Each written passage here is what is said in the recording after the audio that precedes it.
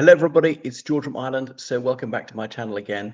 So in this video, I'm talking about Donald Trump's latest foray into indignity and his total dearth of decorum. And that's to do with his visit to Arlington National Cemetery. Was it 3 days ago? So in case you don't know, Arlington National Cemetery is on the edge of Washington, D.C. I think strictly speaking, it's part of the state of Virginia. And there was some major Southern landowner who owned that in the Civil War, and so many United States soldiers were killed. The question became, where do we bury them? And if I got this right, they confiscated that house from this chap who was a major supporter of the Confederacy and say, well, we're going to bury them in his garden and they'll bring home to these Confederates all the deaths they've caused.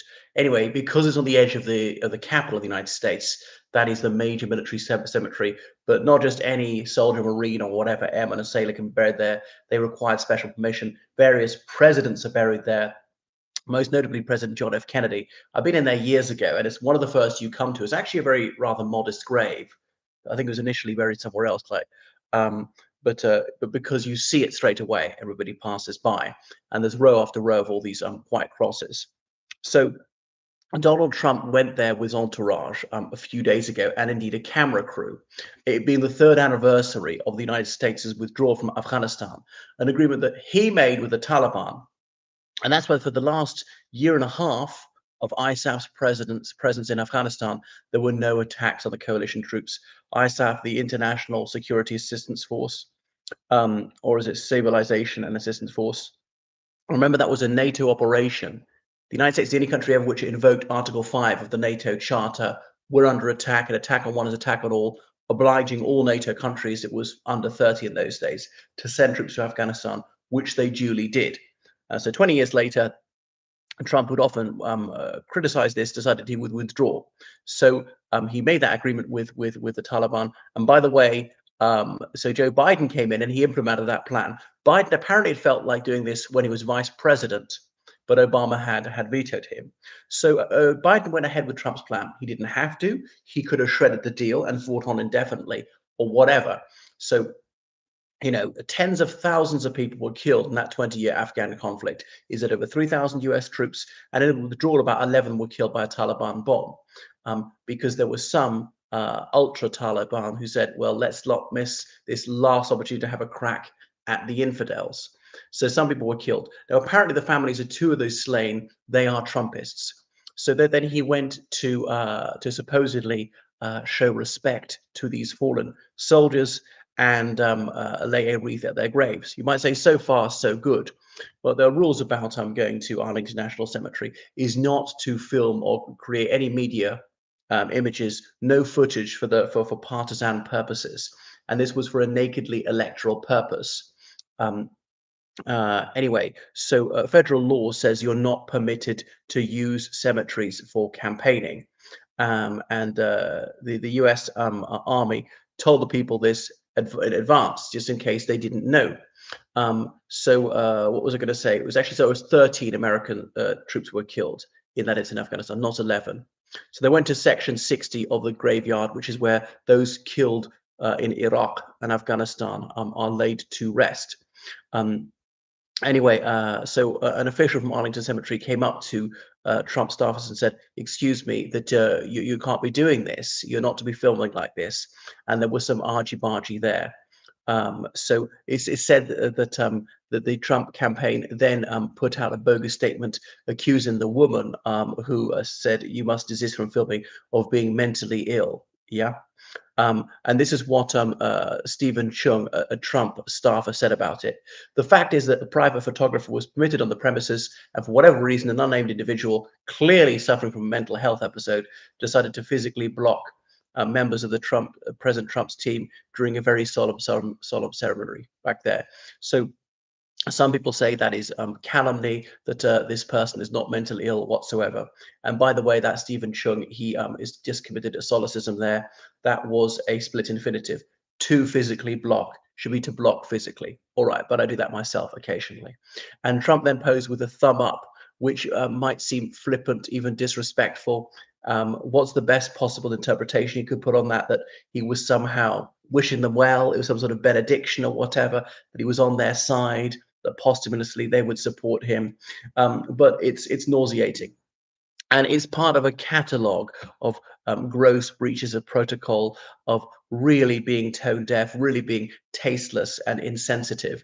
Because the families, the other 13 killed, are they for Trump, against Trump? I don't know. You could be a Trumpster, but still recognize you just don't do that. That's really not on. It's completely unacceptable to go to this graveyard and think that you can posthumously recruit these people into your campaign to use them as though a reason to vote for you. But wait a second, if Trump had been president and had gone ahead with his Afghanistan withdrawal plan, this bomb attack would still have happened. What would it have changed? He should actually thank for Biden for doing what he wanted him to do. It's actually one of the few things in which Biden and Trump saw eye to eye. To pull out of Afghanistan, they perceived no gain from maintaining a presence in Afghanistan indefinitely. They thought, they lost over 3,000 troops, spent was over $2 trillion, and the country fell to the Taliban. I mean, under Trump's time, it was thought that the democratically elected government of Afghanistan would hold on. Some of the country, if not all the country. I remember having to write a sort of forecast. So there's in 5 possible scenarios. And one of them was outright Taliban victory, which I gave like a 20% chance. The democratic government of Afghanistan hanging on was a higher, 30% chance. There were other possibilities like endless war. There were other possibilities like fracturing into several different states. Another possibility like Pakistan taking over, and blah blah blah.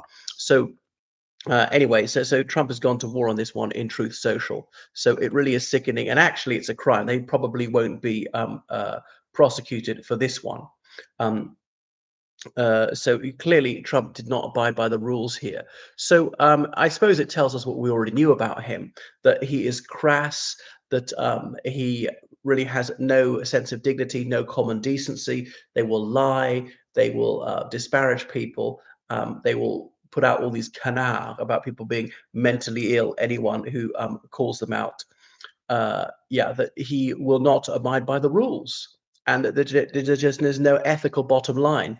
And it's staggering that some US military people, quite a lot of them apparently, are Trumpsters.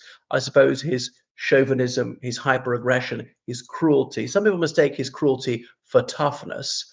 Um, uh, and this is a guy who dodged the draft, claiming to have bone spurs. And can we have a real medical examination? Because those are lifelong. If he really did have bone spurs, which allowed him to dodge Vietnam, he'd still have them. And the doctor who diagnosed him with those was a tenant of his father's. The theory being he got some sort of sweetheart deal from his father, like lower rent in return from misdiagnosing bone spurs that weren't there. I could be mistaken. Maybe he really has them. And Trump, who said that soldiers who get killed are suckers and losers, who was grossly insulting about Senator John McCain, the sometime Republican presidential candidate. And John McCain was shot down over Vietnam, spent years in a North Vietnamese prison camp, the Hanoi, and was horrifically tortured there. Now, I disagree with McCain on quite a lot, but you cannot doubt his physical and moral courage. He was offered preferential treatment. He turned it down on the basis that his father was an admiral. He was offered early release and he declined to do so, wouldn't go back to the last person went so. And that was just too self-sacrificing. I couldn't have done it because you could have died there. Medical care wasn't great. You could have accidentally died in a US bombing raid. And, think of yourself, think of your wife, think of your children. They need you. You've done your duty to your country. What about your duty to your family? Anyway, staggering. There can be no questioning his valor, his self-sacrifice versus Trump, who's just never sacrificed anything. It is nauseating, and he has previous part of a lengthy catalogue of incidents like this. So a complete failure to distinguish between public and private, and just not showing any honor. He's calumniating people. He's utterly deceitful. He is as vile as ever. And that's why, though Kamala Harris is also repulsive, she's not quite as bad as him. I have thought about this, that he's not willing to go the whole hog in defending children. The other hand, to be fair to him, you can only do that if you win the election.